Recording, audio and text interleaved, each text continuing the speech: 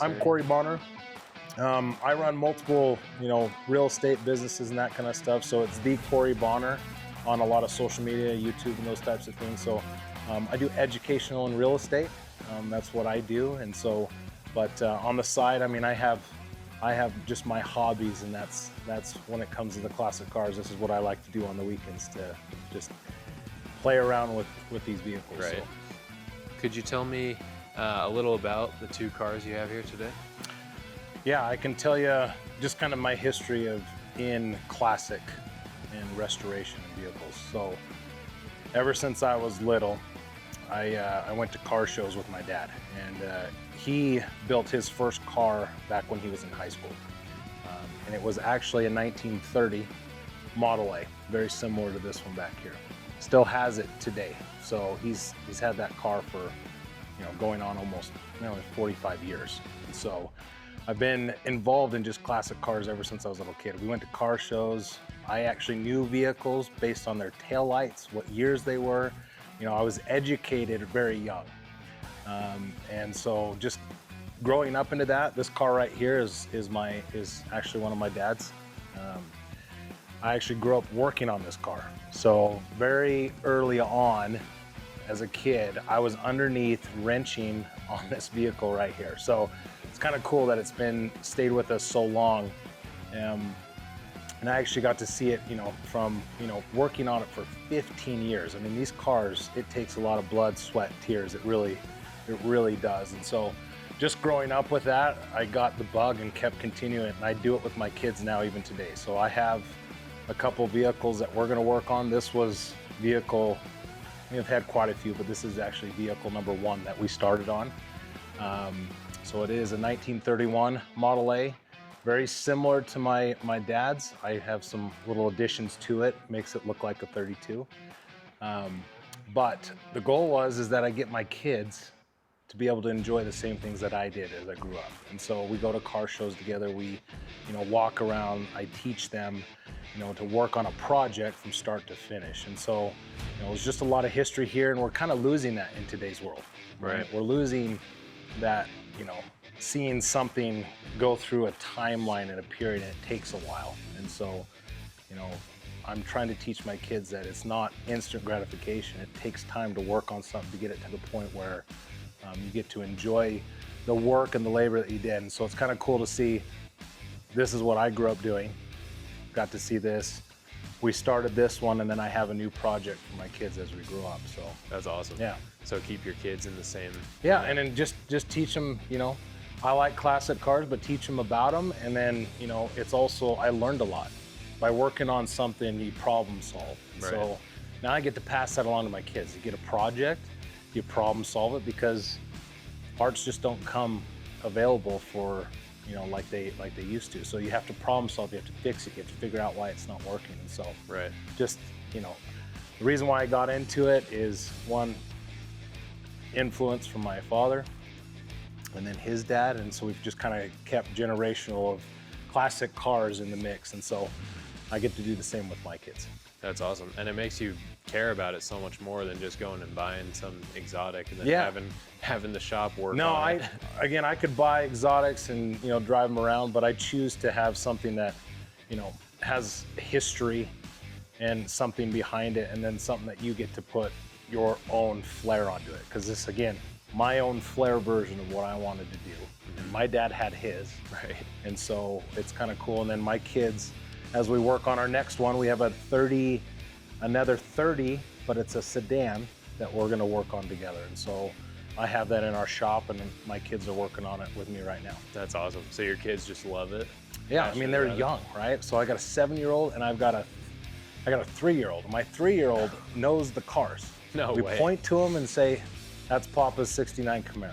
And he can go around, and even today, he knows that this is a Model A. He knows, so, it's kind of fun to see.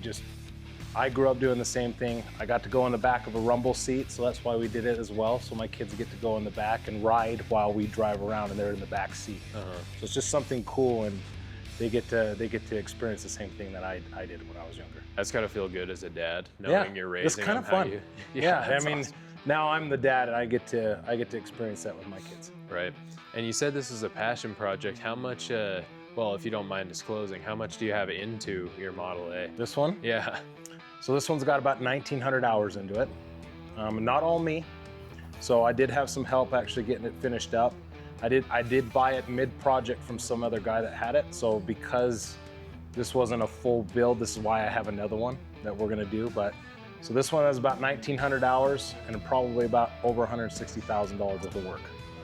So, but it's, I mean, it's cherry. Everything from the bolts all the way up has been taken down. So this was torn apart into every piece and then reassembled. So every piece of this car was torn apart, cleaned up, repainted, readjusted, and then built back together. So it's been taken apart multiple times. So yeah, right around 1,900 hours of labor that went into just getting it to where this is today. That's awesome.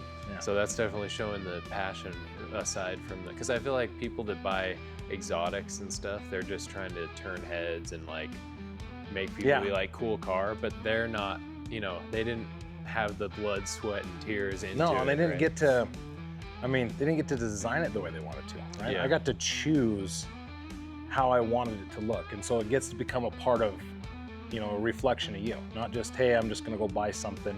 You know, you get to have a project and it is you. It's how you designed it, how you thought about it, and you get to pick the paint. You get to pick all the details onto it.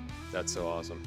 What's your philosophy when it comes to restoring or modifying originality versus personalization? So like swapping parts for original, are you kind of like a stickler on that? This is what you would call more, this is an original. Okay. So nothing was changed, nothing was modified from the original. So, you know, this has got the original 350 with the same carburetor and transmission. It's got the same alloy wheels that came with it. So this was like, this is an original modification. So yes, it wasn't original because it doesn't have original paint and that kind of stuff, but it was rebuilt up in its original state. This is not anywhere original. So I mixed and I put parts together. So it's got 31, it's got 32 parts and 34 parts. So what I've done is I've mixed and mingled the two together to kind of showcase what I want, more hot rod style. This is a little bit more, this is classic, just original look. Right. And so, you know, I think you can do both. It's what do you really want it to do? Do you want to keep the original taste of it and of that era? Or do you want to go a little bit more radical, still keep that original, you know, some of the original pieces, but you get to mix it the way you want it. So again, hot rod with some custom and then original. So it's kind of cool. You get to do whatever you Best like of to both do. worlds. Yeah. That's awesome. And so with these, you know, classics and older cars, do you find it kind of hard to connect with the people that just love exotics and love supercars, or do you find that like you have similar taste when you really talk to them? I mean, that's a hard question. Everyone's got their groups, right? So, you mean, the exotic guys will go around and you see a lot of classics. What we're losing today on the classic world, there's just not a lot of new generations jumping into the old classics. Right. So they're gonna go to new age, new style, new technology. And so, you know, you're losing a lot of that. So when you go to these car shows and stuff, I'm young in the car shows.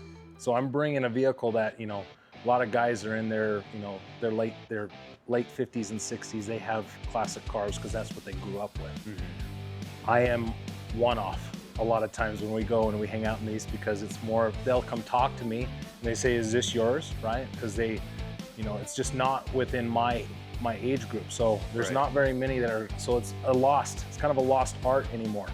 Classic cars are starting to go away as generations change hands, and, you know, newer generations are wanting to go to either their year or their era or the supercar world. Right. So do you think it's in part like due to there being a lack of like knowledge and information on could be older cars? what their parents teach them. Yeah, exactly. Right? And what are they used to? So if you don't have that, you know, that passion in the beginning, that's why, like I said before, is, you know, I learned young. My dad taught me young about vehicles and cars, and then I got a passion for it. And so, you know, I think it's it really just comes down to, and a lot of things, it's where did you learn it from? What passions did you have, and what was actually passed down? Because it's, again, it was passed down from my dad to me. Right. That's awesome. Well, that's a great, generational thing Yeah. to have. No, it's fun.